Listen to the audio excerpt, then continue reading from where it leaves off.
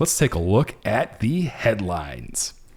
A federal jury in Oakland took less than 2 hours to throw out Elon Musk's lawsuit against Sam Altman and OpenAI earlier this week. And the only real outcome was dirty laundry being aired all around. Mike, what did you think of the verdict? I think you first have to look at this and say that the decision was based on the statute of limitations running out. So it says absolutely nothing about the merits of the case in either direction. But I think you nailed it. There was dirty laundry that came out in this very short trial. I think Elon already knew that the statute of limitations had run. So he probably has some sort of PR motive in his brain, even if he was going to lose this, to bring out some of this dirty laundry. Now, some of his came out, and one of them was, of course, the XAI, right, uses OpenAI or ChatGPT's model to train its own model, essentially, is the best way to say Distill, that. yeah. Distill. There's distilling going on in the mountains of West Virginia. Well, enough of that. Let's move on. I think the thing to think here is some of the articles around this were saying that this shows that Elon is flailing, that his XAI strategy and Grok, they're flailing. Some of the statistics out there that they were using were that OpenAI is able to convert 6% of its free users into paying users, and Grok or XAI only 1%. I think that's flawed to look at the percentages there because I think they have fundamentally different models. So Grok is wrapped up in the X Premium package. It's not sure that that's the same kind of business model that OpenAI is pursuing. So that was a little bit confusing whether they're actually competing. Elon has several times said they're not competing. OpenAI is a frontier model. Grok is not. Yeah. Grok has positioned itself as a truth teller to support X in that environment. But it is wrapped up in what we're going to talk about a little bit later, SpaceX, XAI, Cursor, this whole ecosystem that's being built. So that's what made it interesting because I think most people saw this as an attempt from Elon to kill a competitor, but it's not entirely clear exactly what they're competing on. So do you think the strategy here was poor just because of the result, or do you think it was worth a shot from what Elon, because Elon brought the lawsuit? Well, I'm a big fan of trying whatever, right? Experimenting. Yeah. And it's clear because there was other information that leaked during the time of the trial, right? Other board members coming out and saying Sam Altman, some of his behavior was not exactly kosher, has a very unconstrained view of what the truth is. These are just some of the comments that came out. Yeah. And it could have been simply, he knew, Elon's smart, he has good lawyers, of course, that he had no chance at winning this. But some of that dirty laundry could have brought Sam Altman's shine down a few rungs. So that could have been the entire strategy. It's just a PR strategy in the end.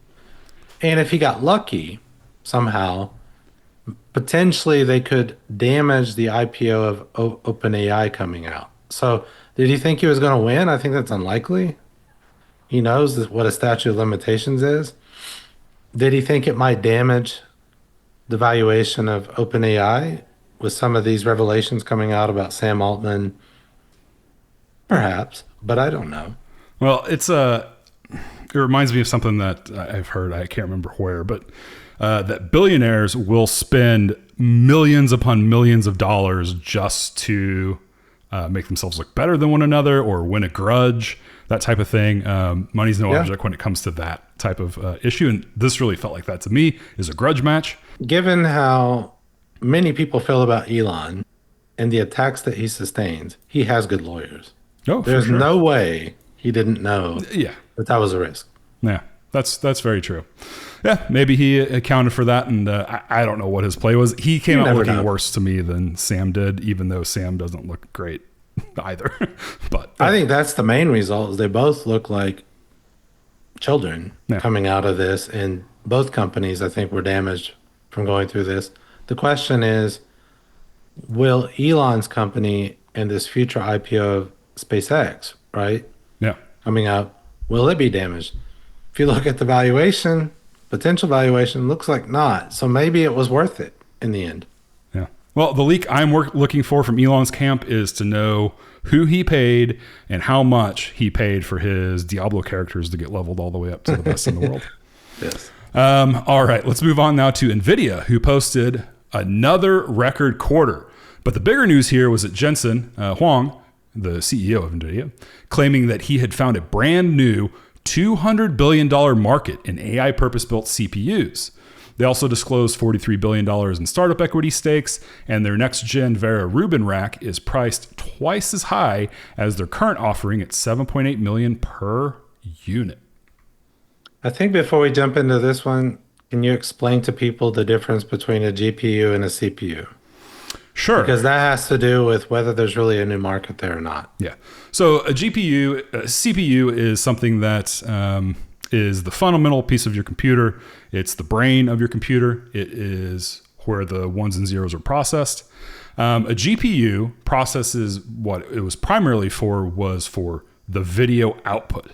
Now, in order for it to do that effectively, it's essentially a mini computer of its own that's plugged into your motherboard. So if you have one of these gaming graphics cards for home use, it is a full-on computer just on itself that sits on top of your motherboard, and it outputs high-end graphics, 3D graphics, renders, that type of thing, real-time physics. But what it does great, and the reason it's been good at Bitcoin mining or crypto coin mining and AI, is because it is specifically designed for those high computational factors that go hand in hand with 3D graphics processing, and it can do it really quick, and it was already really good at it.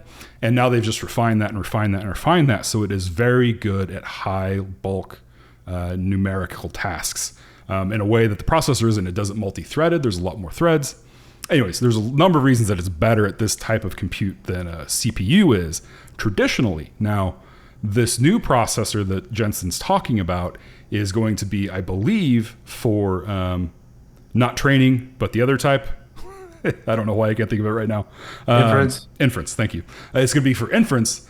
And agentic workflows, yeah. Agentic workflows. Agents are going to use it. That's correct. So it's going to have ways to better interact with the agents and inference.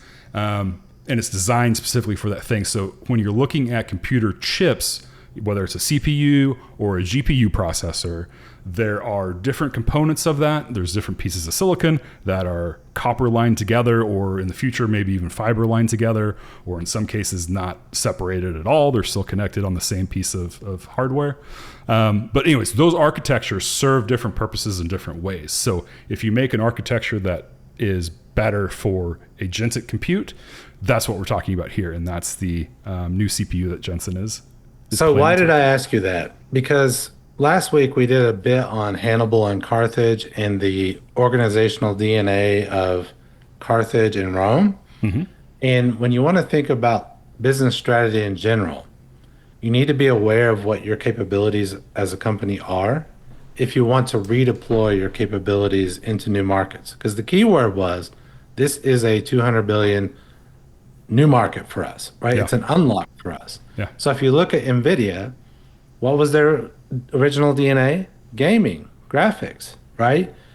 Now they've taken that capability and they've gone into places like automotive where nobody saw it coming, but the path was clear with those capabilities. They opened up that market. They've entered into that. They've gone into AI heavily, and they've benefited heavily from that. So this may be a new market for them, CPUs. And you'll have to correct me if I'm wrong, but I think there are already companies there. Intel, AMD.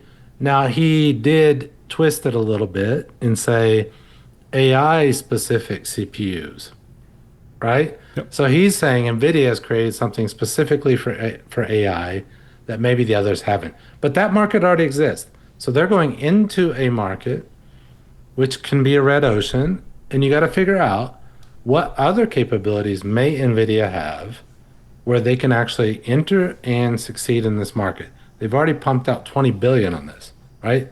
In revenue from this. So that suggests just this year. They are. Yeah, just this year. They are already able to compete. Now, why? Again, they own customers probably where they can go ahead and sell CPUs with the GPUs. Oh yeah, one throat to choke is for a lot of companies it's just a better way to operate. So if you have a company that comes into a different vertical or a different stack, sells now a CPU, and you can get that same company's GPUs and CPUs under the same contract, it's just simpler. Yeah. Remember my refrain: if you own the customer and the channel, and you can cross sell and create new capabilities into that same channel and with those same customers, yes.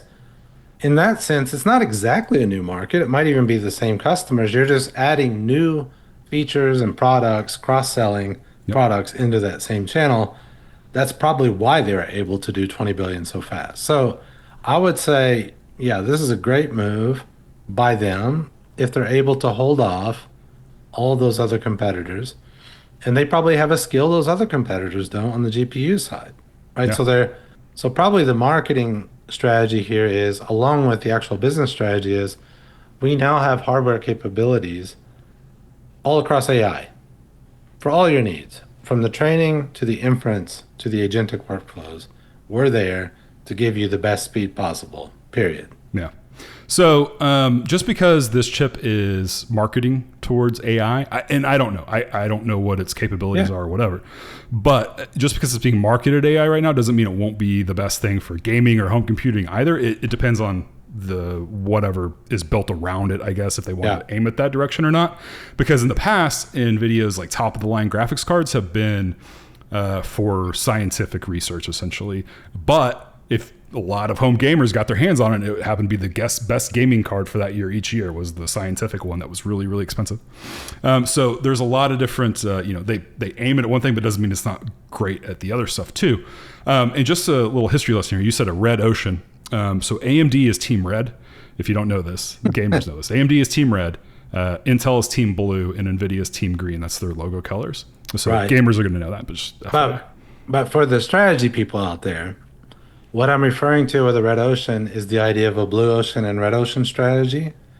And are you familiar with that? No, tell me. I want to know. So there's a lady, I won't go into her name, but there's a book basically called Blue Ocean Strategy. And the whole entire idea is, in strategy, do not go into bloody red oceans where there are already tons of sharks swimming. So when I say a red ocean, I mean it's an occupied territory. You want to find open blue ocean that you can swim with your capabilities. But if you're going to enter a red ocean, make sure you have overwhelming capabilities. This goes back to war, that you can win even if it's a red ocean and there are already sharks. And it turns out that gaming was probably the perfect industry, right? The perfect market to train you for what's coming. Did they intend that? No. It's just like evolution in animals. Some animals survive. They didn't intend for the environment to become better for them, but it just did. And that's a lot like what's happening for a lot of companies. Owen Corning, I think we mentioned them, right? The environment changed for them in a positive direction. For other companies, it's going to go the opposite direction, and you're now maladapted to the environment. So gaming, interestingly, has been at the forefront, I think, of graphics processing, et cetera, which unintentionally, right, gave them a huge advantage for the new environment that we're all living in. Yeah.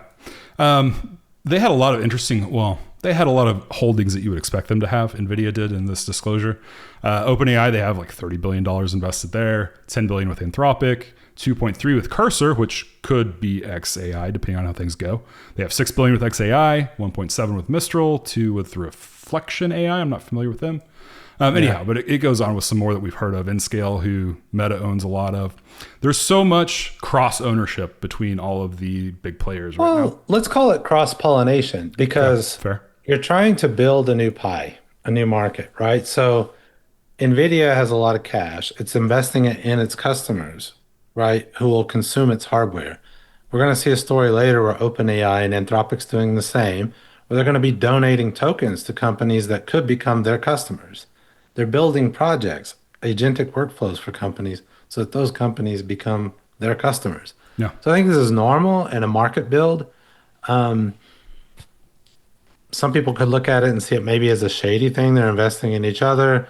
But it's really, I think, just trying to build the pie for everybody in it. Now, if you're not in that game and already established in that game, it's very difficult to join the game.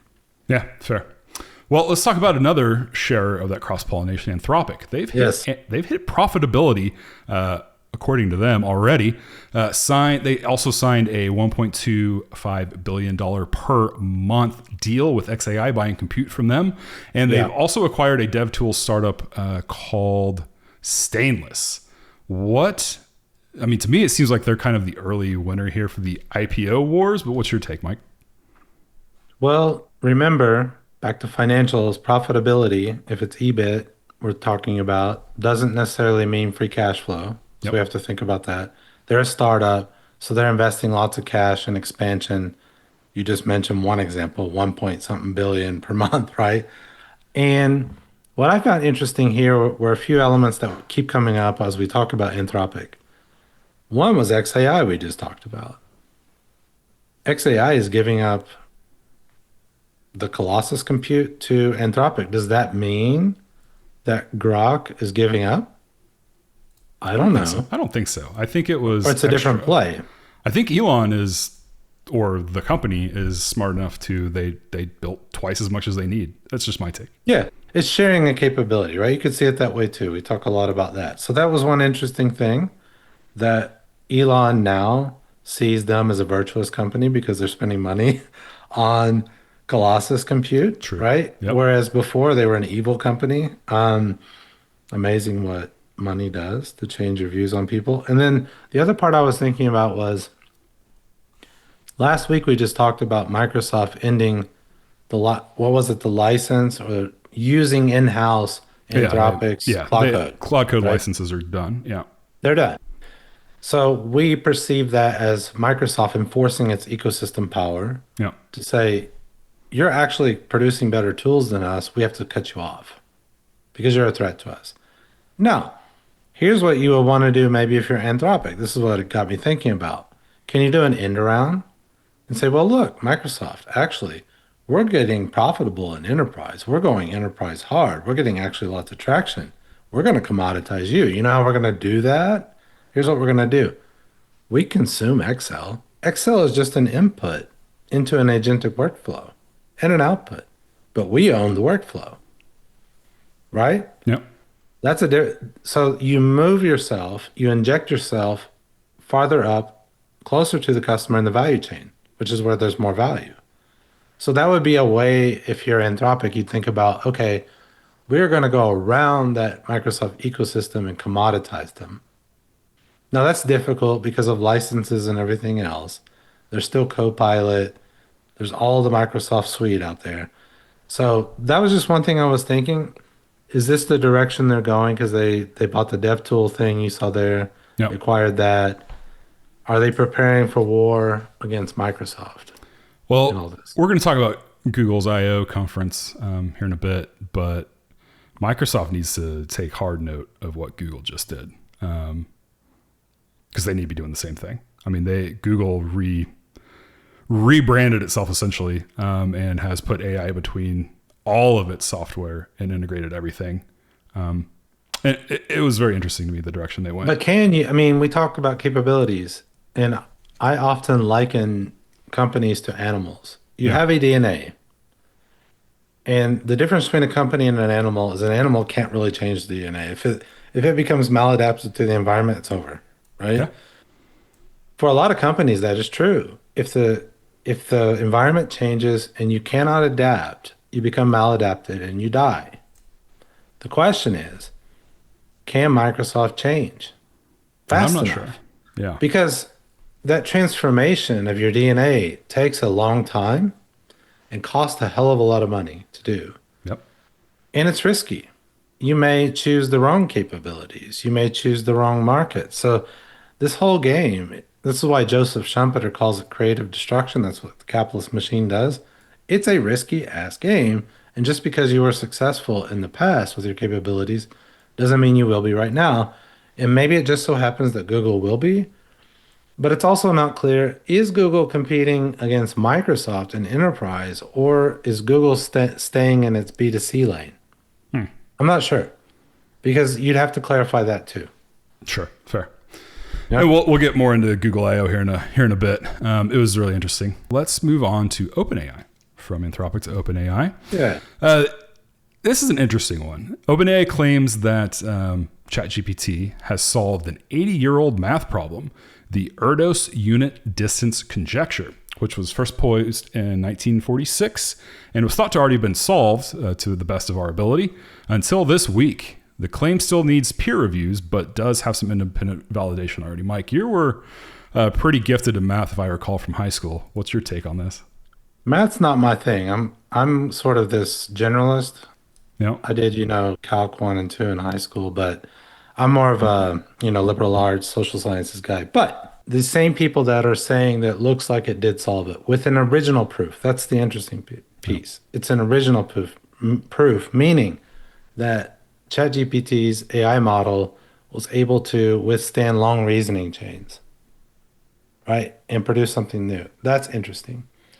But it also suggests if it can do long reasoning chains, that it may have been using knowledge from other sources, other domains to help solve it. That's where it gets really interesting. And this is my generalist spin. I think this is where AI beats humans because we tend to idolize deep specialists and deep domains, deep domain knowledge, like a mathematician. But a mathematician doesn't know economics, Right. doesn't know biology, doesn't know evolutionary theory. Now, there are some who are, they're these polymaths. There are those. They're rare, though. That's why it's called a polymath, like very rare. So AI, by definition, is a polymath. So in that sense, this is what was intriguing to me. If AI is going into science, you're going to see, I think, the explosion of multidisciplinary science. And that's intriguing because you can learn things from others. Some of the greatest scientists of all time were polymaths, right? Name them. Like, just go through them. You can find them. Leonardo. The greatest. Yeah. Leonardo, right? And probably not a surprise that some AIs call themselves Leonardo, but that's what AI has, that capability to reach across domains, find patterns that others can't find. And just the sheer amount of information it can consume to find those patterns, no human could. You can't even read all the literature in your domain. How would you ever read across domains to find those connections that maybe AI could find? I'm not saying that it did it exactly in this one, but that ability to do long reasoning and incorporate ideas and knowledge from other fields, that's enormous for science. Yeah. Yeah. I agree. I completely agree. And I don't know if it's interesting it was interesting to me. And my math history is not that slow. Anyways, the conjecture is what's the maximum number of pairs of points that can be exactly distance one apart for any flat plane. And that's for endpoints. So that was the conjecture. It's a little complicated. You have to visualize it a little bit, but basically it's, we thought it was a grid pattern where, there's a distance of one between 2 points and a distance one between 2 points, so on and so forth. I don't know I haven't gone over the solve that ChatGPT found, but in the kitchen, it's only my wife and I can't be in the same area at the same time. That's all I know. So that's the math that I know. You can exist with a distance of one, I guess. Okay. Yeah. Well, that's why you're hanging out with me, man. All right. Yeah. Okay, let's move on now to Cloudflare. Cloudflare. In early May, Cloudflare CEO Matthew Prince laid off 1,100 people, that's over 20% of their staff, despite posting record revenue growth above 30%. This is a trend we've seen in the past couple of weeks here. Then, just this week, he published an op-ed in the Wall Street Journal detailing how he's making personnel decisions. What was your take, Mike, on Matthew's piece? Can you give us a quick breakdown? I'm going to hand it back to you for a second. Okay. Explain Cloudflare to people. Sure. Because you hear the name a lot. Yep. But at least I had to go back and I thought I knew what it was and I did, but I had to go back and look. So I imagine some listeners might want to have a quick breakdown of who it is, what Cloudflare is, and why AI is even relevant at all. So Cloudflare, you probably heard of last year. I think it was October. There was Cloudflare had a routine maintenance error cause a nationwide outage where about half of the internet was down for, I think, over a day. I think most of Microsoft was down. Right. Netflix was down. Like tons of stuff that everybody uses didn't work, and it was because of a Cloudflare outage. So that's probably where you've most recently heard of them. But they started off as a CDN, content distribution. So edge computing. Think of, they'll have a server farm in Dallas, one in Houston, one in Chicago, one in New York. And what they started as is they would replicate, let's just say, a video streaming platform, Netflix. Let's just say Netflix. I don't know if they're a customer or not, but they would take Netflix videos and they would copy them to New York and Chicago and Dallas. And then it would deliver to those hubs from a closer distance, therefore decreasing latency, availability, all that kind of stuff. That's how they started. So they have their roots in edge compute and distribution of the network. And so I guarantee you their next play here is edge inference compute. That's going to be where they're headed. It'll be data centers, AI compute. They'll be doing the same things, those same type of data centers that XAI. They'll be a player in that realm pretty soon. But they're a networking company that they're basically the middleman for anything on the internet these days. Yeah. I think it's a good way to think about it. And if I reflect on, I think there was an X post out there explaining his logic for why he was getting rid of his staff despite a spike in actual revenue, right? Yeah. So they're actually growing. So again, I think this happened with Cisco too, where they actually grew and then cut workforce. They cut 5%, and you're saying this is 20%. That seems strange, right? It seems like, well, your model is working, so why are you also cutting?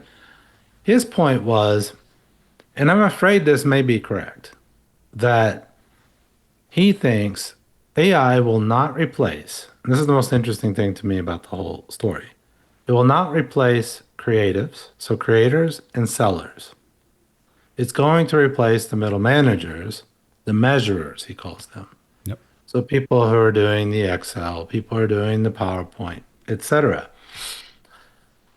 Now, where I think he's slightly wrong there is that's not the only role those middle managers play, because I would go straight to him and say, well, hell, guy, you're just an elite middle manager as a CEO. Why do we even need you?